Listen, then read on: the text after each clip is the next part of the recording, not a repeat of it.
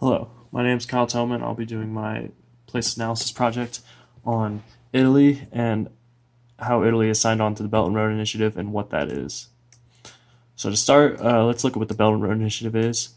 It's basically a global infrastructure project led by China and the president of China, Xi Jinping. That's a 10-year plan over that they plan to invest $10 trillion over.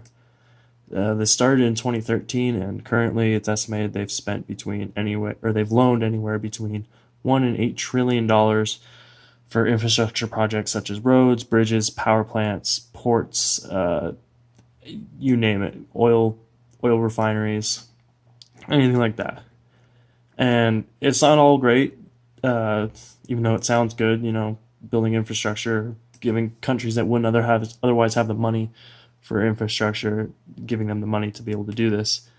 But the problem is these loans they're highly predatory because they come at an extremely high interest rate to where most countries can't pay them back and are forced to relinquish infrastructure that was built through these loan programs to the Chinese businesses, most of which are state run.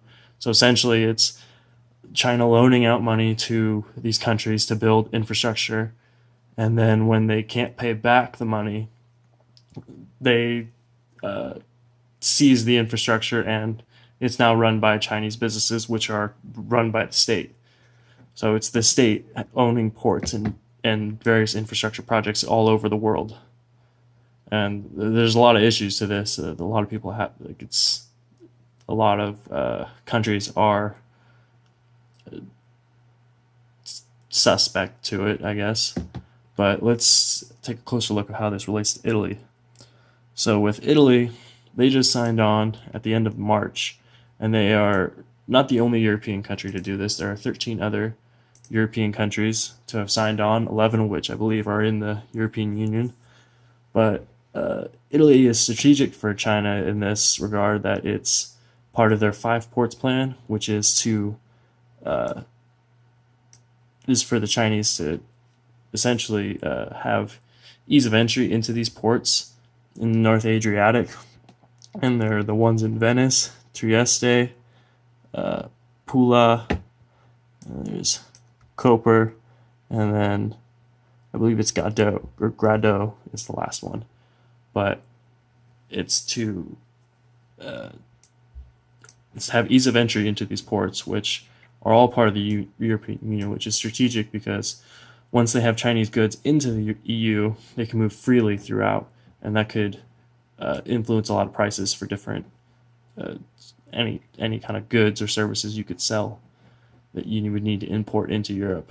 It can be done through there, and these are all part of the North Adriatic Trade Association, so they are all interconnected, and is a good foothold for the Chinese in the BRI. Now, Italy isn't totally united on this front of joining the Belt and Road Initiative because of these sketchy business tactics, let's call it, of the Chinese. Italy's kind of split. Their government is run by a coalition of 2 parties, the Five Star Movement and the Northern League. The Five Star Movement is the one leading the charge on joining the Belt Road Initiative, while the Northern League isn't so they're not as willing, they're not as uppity about it. They don't want as much. And the rest of the EU is also looking at this because the European Union isn't even united on how it plans to deal with China and the Belt Road Initiative. It used to be seen as like a partnership, but now some leaders have come out and kind of made it seem like it's more of a competitor to the EU. China's more of a competitor to the EU rather than a partner.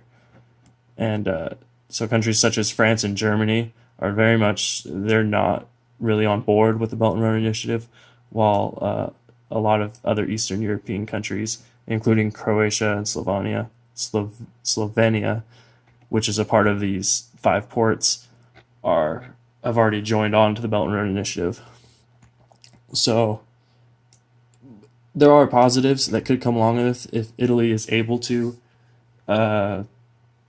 rebuild its infrastructure, which it direly needs, as it showed in at the end of 2018 in August. The collapse of the Genoa Bridge really was like a wake-up call that their infrastructure is kind of falling apart, hasn't really been rebuilt in a while. So a lot of countries will take the Belt and Road Initiative as an opportunity to rebuild some needed areas of their country, but it'll be interesting to see who takes the risk with this.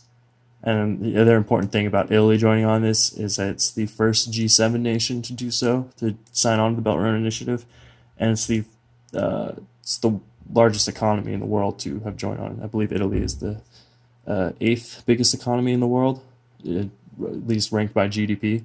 So it is a pretty big milestone for the Chinese in that regard.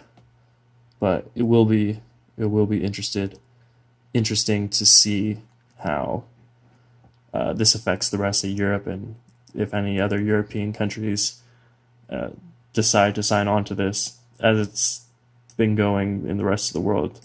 Like I know in Eastern Africa, it's really like domino effect. They just move in across. They started in Somalia and Kenya. They've moved into Uganda and parts of Tanzania. And then next on their plans is the Northeast, DRC, and South Sudan, to connect it all the way up to Saudi Arabia, and eventually link up with other parts of it. It's other parts of the infrastructure. Right now, currently, it's already gone across Asia. It'll basically be a trade union across the Eastern Hemisphere. It'd be insane if it actually gets completed, but it'll be interesting to see how different countries will want to do this. That's all I got. Thank you.